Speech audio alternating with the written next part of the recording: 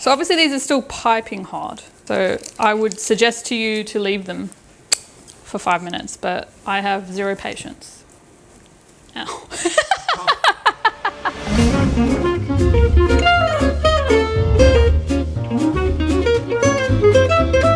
Hi, my name is Sam Parish. I am the author of Cook Me, Please. And I'm here today to show you guys how to make some hot cross buns. But we're gonna make them a bit different. We're gonna go vegan, and we're also gonna add some miso. It's really smart cooking when you're cooking in a vegan way, because you definitely are thinking more about the flavor, because you want it to still taste as good as what someone thinks is the real thing. But this is still the real thing. This is just a vegan version of it, and I actually think it's yummier. So you can totally call me on that.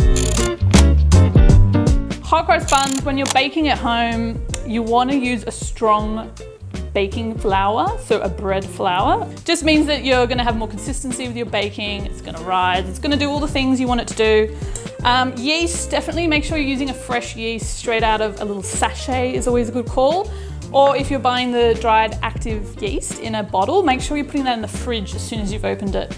I have made that mistake many times because it can die. And then for this, I've got a really cool spice mix. So I've gone 1 teaspoon of cinnamon and then a ½ teaspoon each of nutmeg, cloves, ground obviously, allspice, and there is another one, ginger, obviously, always.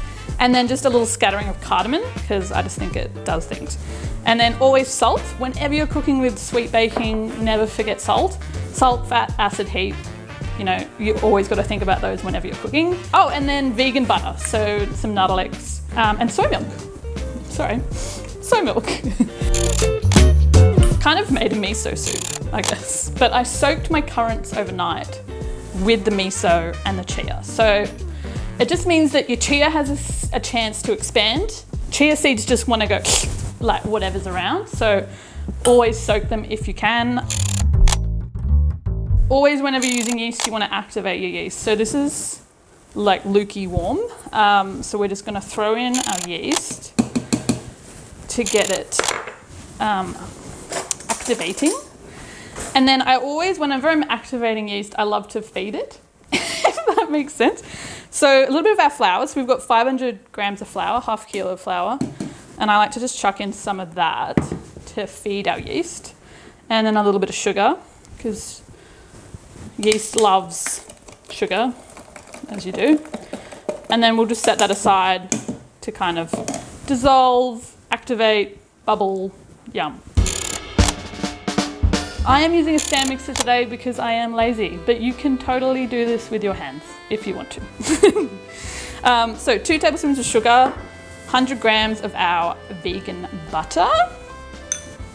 And then we've got our miso overnight concoction. Make sure you get all the chia seeds and just go straight into our mix. All our currants have plumped up, ½ teaspoon of salt, and our spice mix.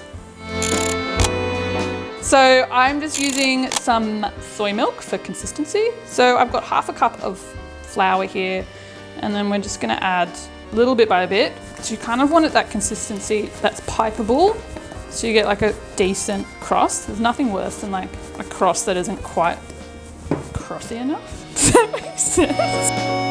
Okay, so that's really cool and smooth. Depending on how chewy you want your cross, you could like keep mixing that. So it's like, but we're not gonna go there. That's exactly what you want when you're a recipe writer. You just want people to like get that version of confidence for even if it's 5 minutes, where they can just like feel like they just owned that recipe and yes, like nailed the kitchen, got it all sorted, not that much packing up, and it was a dream. And it's like, yeah, well, that's what cooking should be. But I'm glad that you had 5 seconds of that. That is obviously bubbling. We're just gonna mix it in a bit more. All right, so we're just gonna add that straight into our mix. Shall go.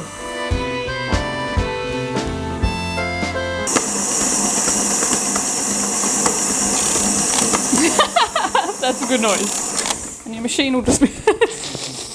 Not all bread doughs need to slap, but for this one, definitely.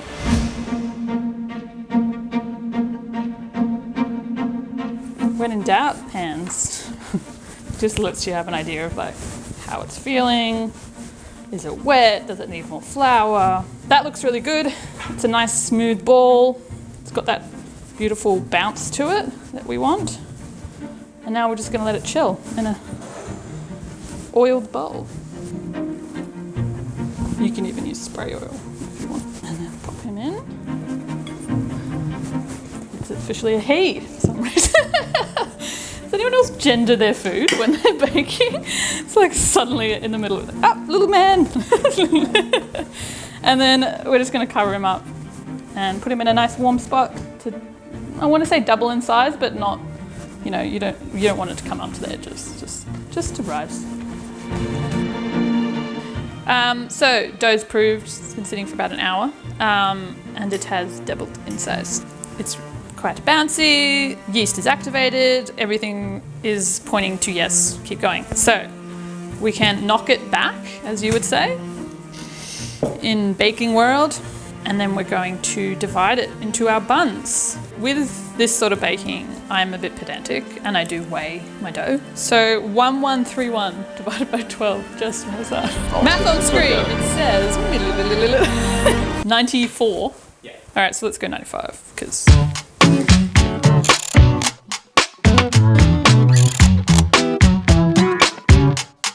I'm just gonna scatter these with some flour.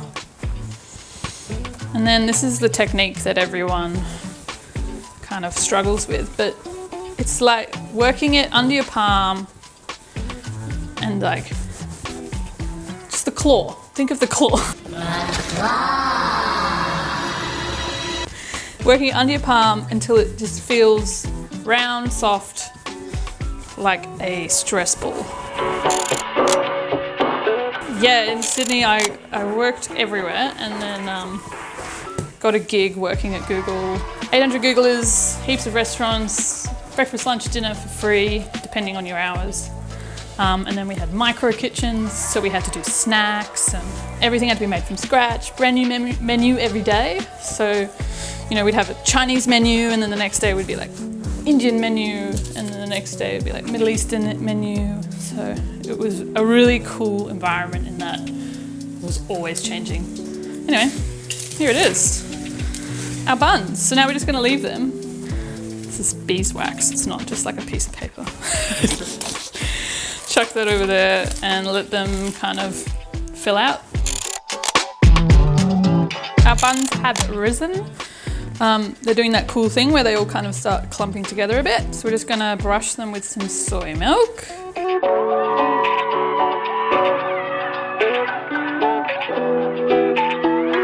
Okay, so now we're gonna pipe.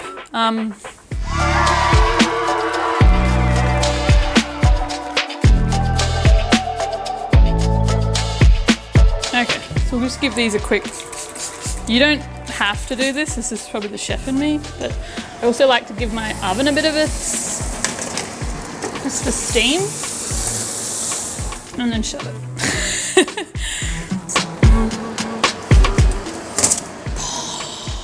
All right, so hot crust buns, a lot of people make these at home. They come out of the oven, they look so impressive and amazing, and I think a lot of people forget this step and it's a game changer. Literally apricot jam, straight from the shops. Just buy some apricot jam. Chuck it in the microwave for like 20 seconds, get it nice and warm so it looks like this, and that is a glaze. So this just, oh, I mean, it's like chalk and cheese, look at that. Just sets off, makes people want to dive in.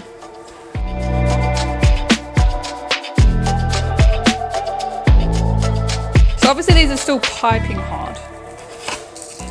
So I would suggest to you to leave them for 5 minutes, but I have zero patience.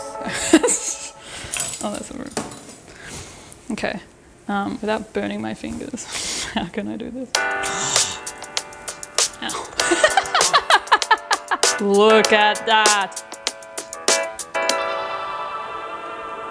So So now, obviously butter. This is a vegan butter, don't worry. More is more when it comes to the butter on a hot cross bun. Yum.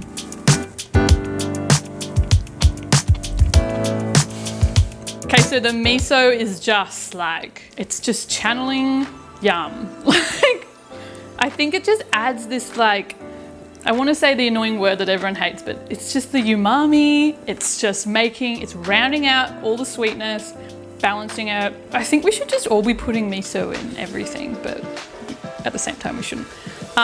Definitely cook these. These are great. Story Bites, thank you for letting me write this recipe.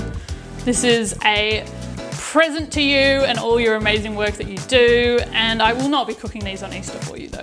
You can bake them yourself. Subscribe, guys. I mean, you get this recipe, you should subscribe. I mean, it's again, no-brainer. Thanks so much for watching. I'm Sam Parish, author of Cook Me. You should obviously go buy that as well. Yeah. Thanks for watching. Bye. You have to try one of these.